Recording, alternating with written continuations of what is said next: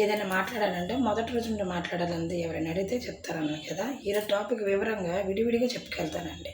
ముందు కామనర్స్ గురించే మాట్లాడుకుందాం. ఎందుకంటే వాళ్ళు మన తరపున వెళ్ళారు.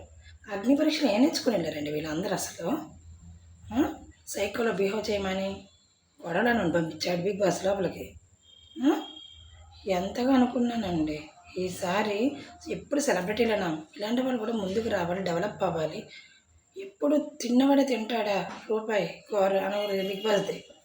వీళ్ళు వెళ్ళారండి నలుగురు పైకి వస్తారు. ఇలాగ ప్రతిసారి వెళ్తుండగా కొంతమంది బయటకు వస్తుంటే వాళ్ళని చూసి ఎంకరేజ్ అవుతారు అనుకుంటే వీళ్ళు మళ్ళీ రెండోసారి వీళ్ళు ఒకటి చేసేటట్టు చేస్తున్నారు. ఫస్ట్ అయితే 15 మంది వెళ్తే సుమారు ఒక 10 మందిని పంపిస్తారేమో అనుకున్నాను. 6 మెంబర్స్ అని నాకు అస్సలు తెలియదు.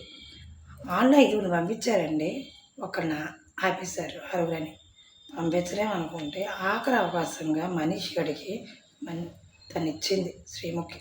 ఆ ఛాన్స్ వినియోగించుకుంటాడా వేస్ట్ చేసుకుంటాడండి ఎదవా.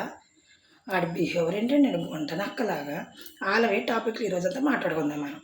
ఎందుకంటే వీళ్ళ బిహేవియర్కి ఎంత చిరాకుగా ఉందంటే నేనైతే మొన్న తనుజ గారు ఎడుతుండే నాకేది ఏడుస్తున్నానండి. ఏంటి చూస్తూ ఏడుస్తున్నా అని ఎడుతున్నారు చుట్టాలు.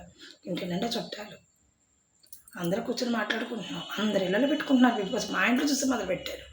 అక్క నువ్వు సీరియల్లో చూడకు చూస్తావా అని అడిగారు.